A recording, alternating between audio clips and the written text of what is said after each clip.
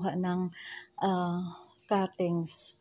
Ayoko dun sa ano, kasi pwede naman dun sa baba. Pero ito lang kasi babawasan ko to siya kasi mahaba na nga. Kaya dito ako kukuha ng bougainvillea. Ayan na cuttings kasi ituro ko sa inyo kung paano magpatubo ng bougainvillea from cuttings sa loob ng 2 weeks. Ayan, mas madali kasi to ganito ang gagawin nyo guys. Ayan, sundan nyo lang ha. Ayan.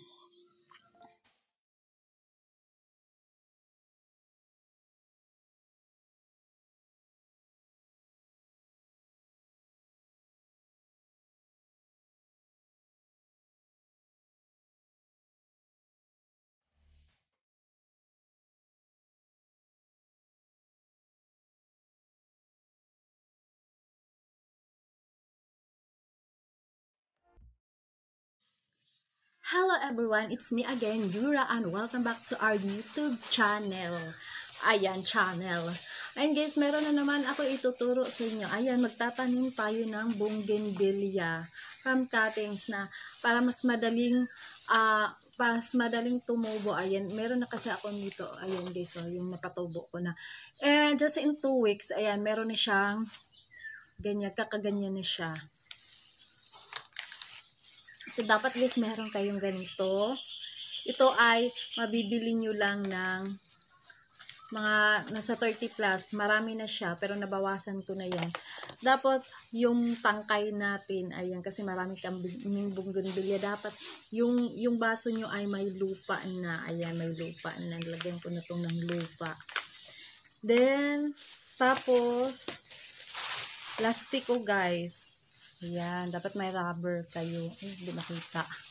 Ayan, may rubber kayo at yung ating plastic. So, yung ginamit ko talaga ay yung malinaw dyan. Pero pwede naman yung malabo. Basta plastic. So, ganito lang guys ang gagawin nyo. Ayun kasi nakakuha na tayo ng cuttings. Ayan. Ganito lang. Itusok nyo lang to siya. Ayan. Itutusok mo lang siyang ganyan, pag ganyan.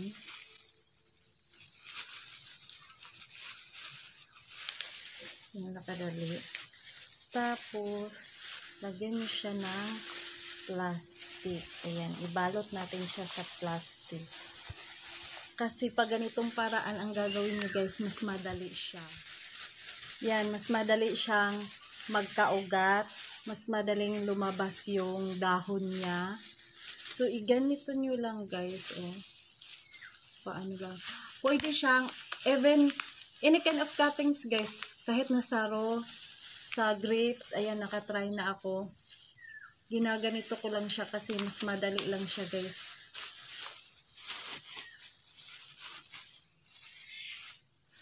Ayan. So, ito yung, diba, ito yung mga nagawa ko na, Ayan.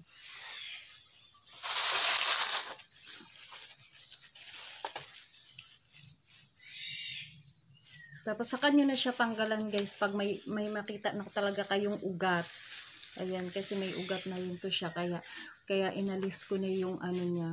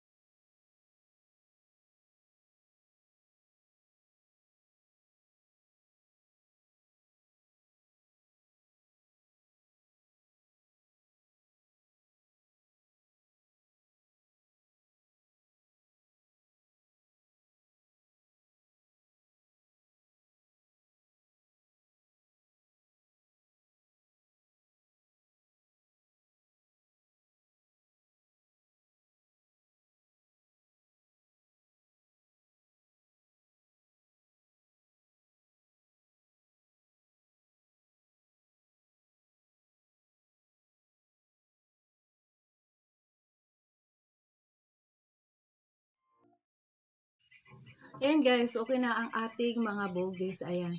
Thank you for watching and please don't forget to subscribe my YouTube channel. Pakipollow din ang aking Facebook fan page at si Pearl's PH Garden Tips guys. And huwag niyong kalimutan ang notification bell para lagi pa kayong updated sa mga video na ipopost ko. Ayan kasi marami pa ko i-share sa inyo mga tips about pag-garden guys. Ayan. Thank you so much again. Bye-bye and keep safe everyone. Bye-bye.